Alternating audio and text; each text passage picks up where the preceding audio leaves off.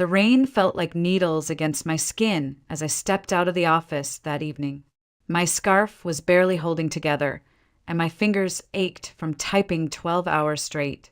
I couldn't remember the last time I had a proper lunch, and my spine felt like it was made of rusted wires.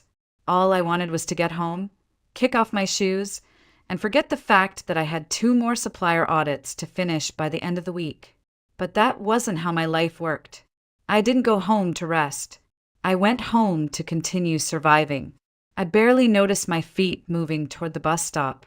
It was muscle memory at that point. My brain was somewhere else, cycling through bills, insurance, Paige's overdue school payment, and the medication Jared had run out of 2 days ago. I kept forgetting to pick it up. I kept forgetting a lot of things. When I got home, the apartment was silent. Not peaceful, not warm, just hollow. The kind of silence that reminded you no one cared whether you walked in or didn't. Jared was in his usual place, the recliner in the corner of the living room. Facing the TV, sound barely audible. "Hey," I said as I took off my coat and tried not to drip water on the floor. "Hey," he muttered without turning around. Same tone, same response, same evening, every evening. I walked to the kitchen and filled the kettle, the sound of rushing water louder than anything else in the apartment. Once, Jared had been a man with fire in his eyes. He loved the road, the unpredictability of his job as a long-haul driver. He used to call me from rest stops just to describe the sunrise over Nebraska or the storm that nearly flipped his rig in Montana. But years of unhealthy eating, sitting too long, and ignoring every warning sign had caught up with him. Chronic back pain, a cardiac scare at 38. The doctors told him to find something else. He told them to go to hell. When the disability papers came through, it was his mother who made it happen. Gloria pulled every string she had, called in every favor. "He can't work anymore," she said, with an air of finality that silenced any room. "He needs care. And you, Lillian, you're his wife. That's your job now. Support him." I worked 60 hours a week. I packed every lunch, paid every bill, filled every prescription. I skipped meals so Paige could have what she needed. I pawned my jewelry when we couldn't afford her winter coat. I made casseroles out of frozen spinach and hope. And still, Gloria called every week to remind me that I wasn't doing enough. "He looks thinner," she'd say. "Maybe cook him something fresh once in a while." A real woman takes pride in her kitchen. I bit my tongue so hard it bled. Jared never defended me. Sometimes he nodded along. Sometimes he just scrolled through his phone while his mother dissected every flaw I had. I stopped expecting gratitude. I stopped expecting anything. 3 years ago, my manager, Grant Wallace, pulled me aside with a quiet smile. "You're outworking everyone on the floor," he said. "You need a break. You've earned it." He handed me a glossy brochure for a company-sponsored wellness retreat. Steam rooms, herbal therapy, massage. A week in the mountains. I looked at the pages like they were written in a language I'd forgotten how to read. Then I asked, "Could I give this to my husband instead?" Grant looked surprised, but he nodded. "If it'll help him recover, sure." So I packed Jared's bag. I wrote his supplement schedule, printed out maps, called the retreat to make special meal requests. And when he came back, sunburned and scowling, he tossed the gift basket in the trash and said, "Total waste of time. Nothing worked. Just a bunch of overpriced candles." But I hoped. I kept hoping. I told myself maybe next year he'd try harder. Maybe he'd learn a skill. Maybe he'd want to get better. Instead, he stopped asking me how work was. He forgot anniversaries. He never noticed when Paige brought home a painting or when I got promoted. He called my job cute. Meanwhile, I kept us alive. That night, as the kettle screamed, I stood at the sink, staring at the window fogging over. My reflection was tired. Not just physically, spiritually. I didn't recognize the woman in the glass anymore. My phone buzzed on the counter. A message from Grant. "Are you absolutely sure about your answer? Paris is still open. They want someone exactly like you." I didn't answer. Not yet. I turned off the kettle and walked to the living room. Jared was still in his chair. Paige's sweater lay crumpled on the armrest. He hadn't even folded it, hadn't noticed she left it. I sat down at the edge of the couch and whispered to myself, "This can't be the whole story. This can't be the end of me." 3 years ago, when Jared's diagnosis was still fresh and Gloria's voice still rang with certainty, I memorized every prescription in our medicine cabinet. I read side effect warnings like scripture. I rearranged the kitchen shelves so he wouldn't have to bend down. I stopped buying things that irritated his stomach. I started cooking like I was on a Food Network challenge, with half the ingredients, zero time, and all the judgment in the world. And yet Gloria still told me I wasn't doing enough. "He's lost weight," she'd say, like it was my personal failing. "A man needs warmth, care, a real home-cooked meal once in a while. What exactly do you do when you come home?" I'd stand there, gripping the phone tighter, biting back words that wouldn't make a difference. Jared never stepped in. Sometimes he'd agree. Sometimes he just stayed quiet, fiddling with his phone or flipping the channel like it wasn't his life she was criticizing, like it wasn't mine she was dismantling piece by piece. I stopped crying about it. Instead, I worked more, stayed later, cut back on groceries, applied for 2 side gigs I could do remotely on weekends. I told myself it was just a season, just until he got better. But he never got better. He never even tried. Around that time, Grant had noticed. He didn't say much at first, just left me coffee when I came in early, asked if I needed help running data sheets. One Friday afternoon, as the office lights dimmed and everyone else rushed out for happy hour, he leaned over the divider between our desks and said, "You haven't taken time off in 2 years. That's not sustainable." I forced a smile. Vacation isn't really an option right now. He raised an eyebrow. "It should be. You've earned it." The following week, he slid a brochure across my desk. A spa retreat, quiet cabins in the mountains, eucalyptus steam, restorative yoga. Company sponsored. Go. Breathe. You give us everything. Let us give something back. I stared at the page for a long time. Then I said, "Would it be possible to send my husband instead?" Grant looked surprised, but he didn't push. "If you think it would help." So I packed Jared's bag. Again, I wrote out his medication times, printed directions, emailed the resort about his diet. And when he came home, he dumped the complimentary lotion into the trash and muttered, "Bunch of nonsense. They don't understand real pain." He never said thank you. He never asked if I'd been okay while he was gone. And yet I kept doing it. I sent him every year. While I stayed behind and worked through migraines, managed overdue bills, helped Paige with science projects, and listened to Gloria scold me like I was some teenage girl who married her son too young and too clueless.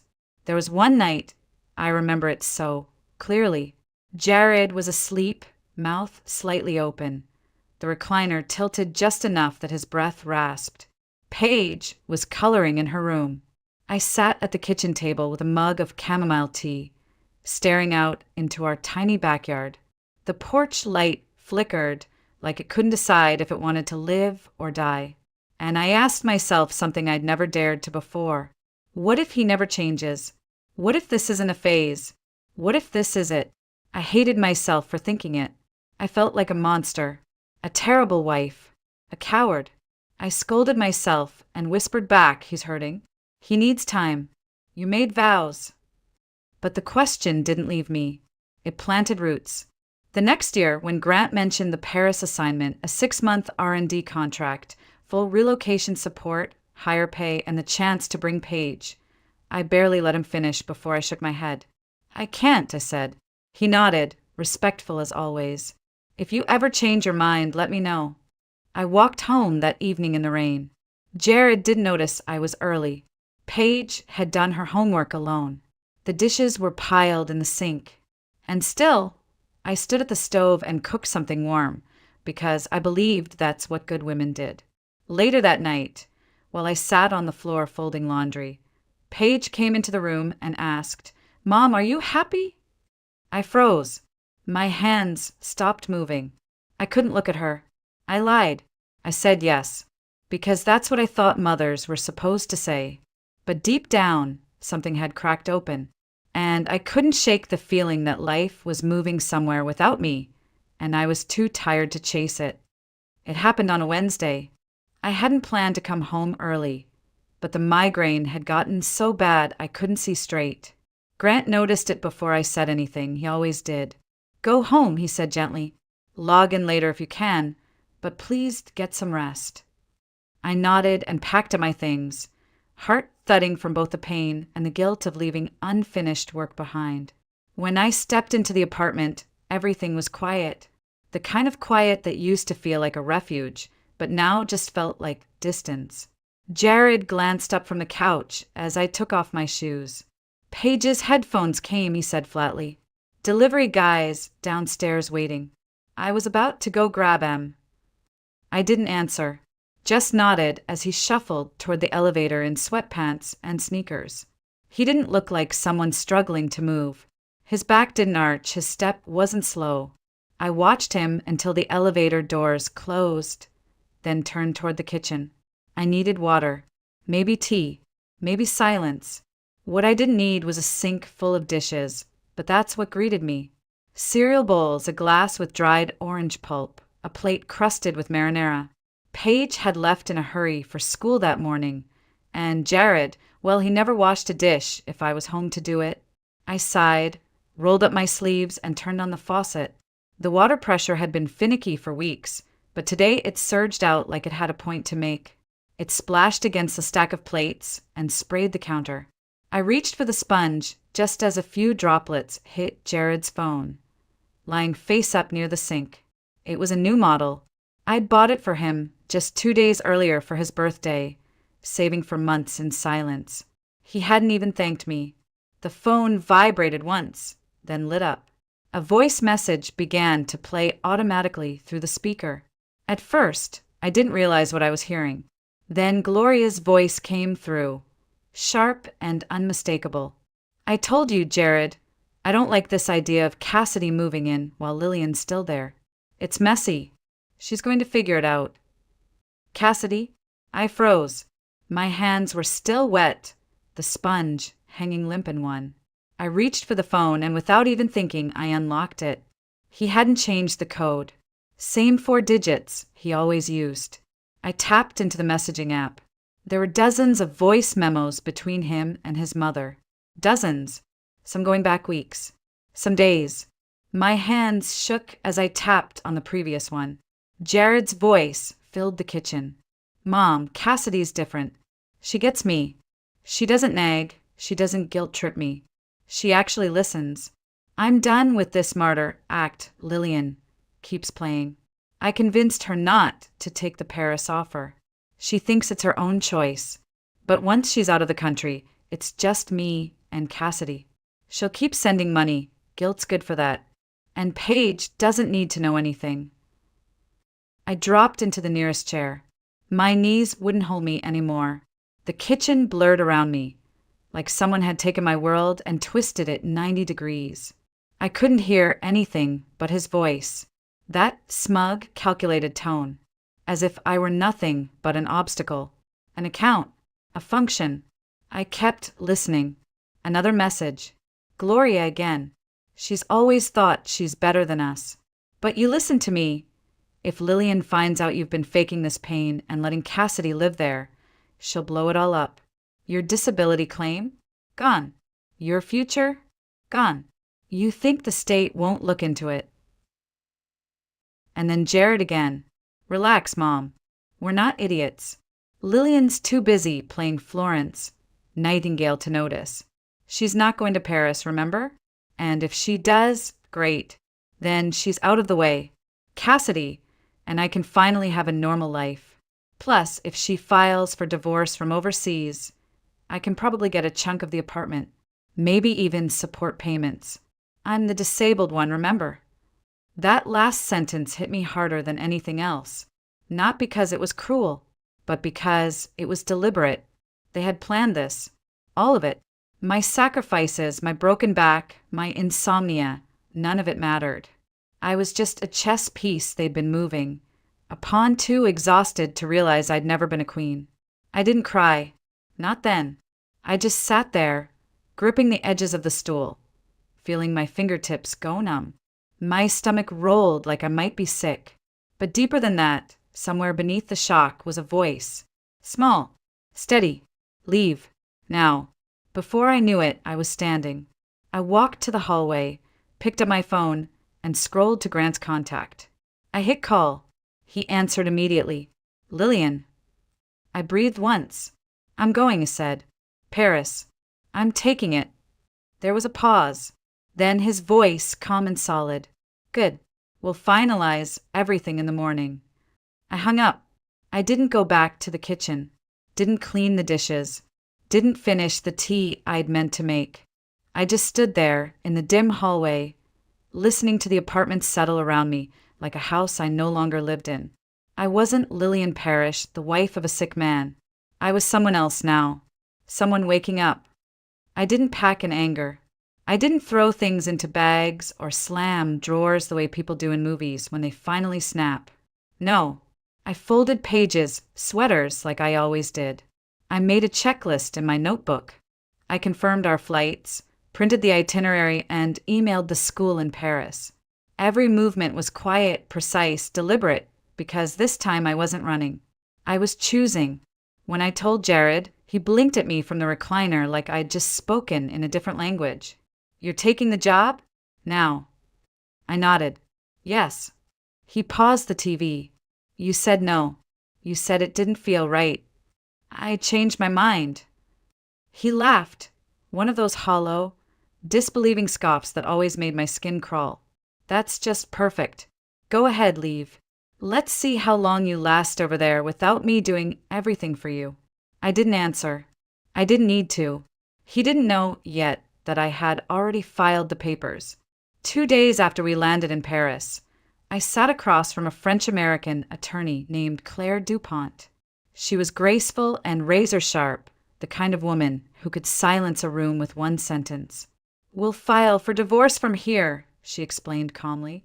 The apartment, custody, all of it will handle everything through international agreement. It's not uncommon. I nodded. Do it. Outside her office window, the Seine glimmered in the morning sun. It felt like breathing for the first time in years. The apartment Grant's team had arranged for me, and Paige was modest but warm. 2 small bedrooms, a tiny balcony, and a view of a bakery that opened at 6 a.m. every day like clockwork. Paige started school near the embassy and, to my surprise, adjusted faster than I did. Within a week, she had friends, stories, jokes about how French math was weird but kind of fun. I caught her laughing again, really laughing, the kind that reached her eyes. And I was working, God, was I working, but not the kind that drained me to the bone. I was formulating skincare prototypes, giving input in meetings, building something that had my name on it. For once, I wasn't invisible. And Grant was there. He never pushed. He never pried. He just showed up. Quietly, kindly. We'd walk home after late meetings. Sometimes he'd bring pastries or 2 cups of espresso from the corner cafe. Sometimes he'd say nothing at all, and that silence was the safest space I'd known in years. One night, we sat on a bench near the river. The Eiffel Tower shimmered in the distance, and Paige had just gone to sleep after finishing a drawing she titled Mom's New World. I remember the way the wind felt that night, light, forgiving. Grant looked at me, not with pity, not with caution, but with presence. You're different here, he said. I smiled, soft and tired. I think I'm just remembering. Remembering what? That I exist. That was the night I knew I would never go back. Not even if Jared begged. Not even if Gloria showed up with crocodile tears, an apology rehearsed in front of a mirror. They didn't call me for weeks. Then the threats came. Emails from Jared. Voicemails from Gloria. You abandoned your husband. You'll regret this. You owe us. You're destroying your family. But they didn't know I had already turned everything over to Claire. And Claire Claire was surgical. "We're prepared to present financial records," she said in a letter to Jared's attorney. "If your client wishes to claim disability as leverage for spousal support, the court will require evidence, including recent communications that may suggest otherwise." It worked like a charm. Suddenly, Jared stopped responding. 3 days later, he signed the divorce papers. But, of course, he still demanded his portion of the apartment. And that's when Claire made her second move. She submitted documentation proving that I had paid every single mortgage installment, every repair, every tax. Jared had contributed nothing, not even utilities. If he wanted half the proceeds, he'd have to repay his half of the debt. And just like that, his share disappeared into numbers and facts and obligations he never imagined would matter. The apartment sold. I walked away with enough to cover Paige's tuition for the next 3 years. Jared walked away with less than $1,000. And I didn't feel triumphant. I didn't feel victorious. I felt clean, like someone had washed off the years of manipulation, silence, and guilt. I didn't need revenge. I didn't need fire. All I needed was distance, and I had finally given it to myself. I didn't hear much about Jared for a while after the divorce. The last communication was a vague, bitter email titled "Hope You're Happy Now," full of half-baked accusations and one particularly pitiful line that stuck with me longer than it should have. "You destroyed our family." As if there was anything left to destroy. As if he hadn't been the one chiseling away at it every time he lied, manipulated, or sat back while his mother turned me into a maid with a paycheck. Still, part of me wondered where he'd go. I figured he'd end up back with Gloria. She always swore she'd do anything for him. Always called him her good boy, her brave soldier, as if faking disability and emotionally starving his wife were acts of nobility. And I was right, he did go to her. But from what I heard, it didn't last. He showed up at her door with a half-zipped duffel bag and a cheap wheeled suitcase. She let him in, because of course she did. But the woman who answered wasn't the same Gloria I'd known. She was tired, too old to carry his entitlement anymore, too done with the delusions she helped build. At first, she gave him the guest room, but she didn't cook for him, didn't stock his favorite snacks. She didn't ask how he was sleeping. From what a mutual acquaintance later told me, she barely spoke to him at all. After a few weeks, she started locking the fridge at night. "You eat like a teenager," she told him. "You don't bring an income. You don't clean. What am I supposed to do? Go broke feeding a grown man?" I should have felt something when I heard that. Pity maybe, or satisfaction. But mostly I felt nothing. Jared tried to find work, or so I was told. But after so many years off the record, no one wanted to hire him. His resume had holes big enough to fall into. No references. No certifications. He hadn't even bothered to keep up with basic skills. So he took the only job he could get, manual labor. Construction. Concrete hauling. Lifting steel. Tasks that made his already damaged back scream by noon. But now there were no more doctors to write notes. No more lawyers to bluff. No more wives to carry him. It was just him, gravity, and the consequences of a story he'd written for himself. Meanwhile, Gloria stopped returning his calls during the day. And at night, she muted the TV when he walked into the room. Eventually, she started telling people, "He's not my problem anymore." From what I know, Jared now lives in the tiny back room of her duplex. It used to be a storage space. No windows, a mattress on the floor, a cracked lamp. He's asked a few friends for money, but no one's answered. People remember things. They remember what kind of man he was when life handed him a woman who would have walked through fire for him, and he chose to sit and warm his hands while she burned. Back in Paris, my life had grown quieter, but fuller. Paige was thriving. She'd made friends, joined an after-school art program, and even started a little blog about weird things in French grocery stores. She didn't ask about her father. Not anymore. One night, as we sat on the balcony together, she leaned her head on my shoulder and whispered, "You're happier here, aren't you?" I didn't lie this time. Yes, I said. I am. She smiled and nodded, as if that answer gave her permission to be happier too. And Grant? He remained steady, present. He never tried to save me, which is probably why I felt safe around him.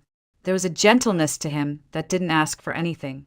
We'd walk through little side streets after dinner, and he'd point out things most people ignored. A carved lintel, a rooftop garden, the scent of lavender blooming in a tiny crack in the sidewalk. He didn't need me to be anyone but myself. That, more than anything, taught me what love was supposed to feel like. Not duty, not fear, not sacrifice that left me empty, but stillness, ease, trust. One night, after walking me home from work, Grant paused at the door to my building. He looked at me, not with expectation, but with hope. "When you're ready," he said softly, "I'd like to take you somewhere. Just the two of us. Doesn't have to be far. Just away. Somewhere that's yours." I didn't answer him then, but I remember feeling the warmth of that offer deep in my bones, like something I didn't even know I needed had finally arrived. For years, I'd measured love by how much I was willing to endure. Now I was learning a different formula. Love, it turned out, didn't need to hurt. It just needed to be real. It hit me one morning while I was folding Paige's school uniform. Steam still curling off my coffee mug. The quiet had changed. When I first arrived in Paris, silence felt terrifying, like a void where guilt used to live. Now it felt like a pause, a breath, a gift. I hadn't heard Jared's voice in over 2 months. No emails, no voicemails, no threats. Gloria had gone silent too. The last I heard, she'd told a neighbor he made his bed. Let him lie in it. I imagined her sitting on her old recliner, arms crossed, pretending she hadn't built that bed with her own 2 hands, stuffing it with lies and manipulation. Part of me thought I'd feel triumph, like this was my grand moment of revenge. But I didn't want revenge anymore. I wanted peace. And more than that, I wanted to forget what it felt like to beg for the bare minimum and call it love. Grant came by that evening. He brought wine and fresh bread from the market. Paige had gone to a sleepover, so it was just the two of us. We sat on the balcony, the Paris sky melting into violet and ash. He didn't say much. He never did when I was lost in thought. That was what I loved about him. He let silence exist. He trusted it the way most people feared it. After a while, I turned to him and asked, "Did you ever think I was weak? For staying as long as I did?" He looked at me, his eyes soft and clear. "No, I think you were exhausted, and still trying." I nodded slowly. I think part of me wanted to be the kind of woman who fixes everything, who doesn't give up, who stays no matter what. "You were," he said. "And now you're the kind of woman who saved herself. Both are strong." That night, I cried for the first time in months. Not out of sadness, but because someone had finally said what I'd never let myself believe, that I wasn't broken, that I had been enough, even when the people I loved convinced me I wasn't. I used to think love meant endurance.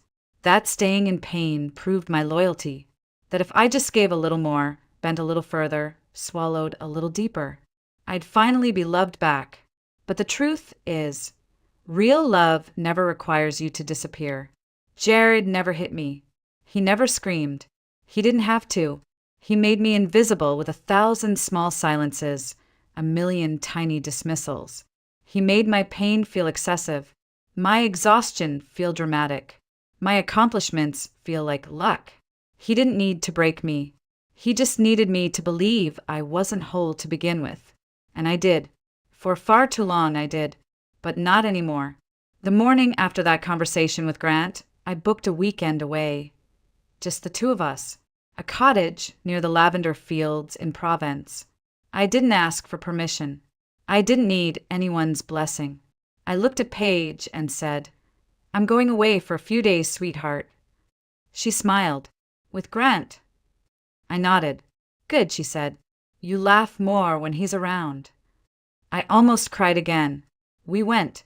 We didn't do anything extraordinary. We read books on the porch. We cooked pasta. We walked through fields in silence. One night, I sat in the grass and stared up at the stars and said quietly, I didn't think this was possible. Grant reached for my hand and whispered, it always was. And I believed him, because I was no longer the woman who needed to be rescued. I was the one who got out. I was the one who said enough. I was the one who gave her daughter the version of a mother who didn't cry in locked bathrooms or flinch at phone notifications.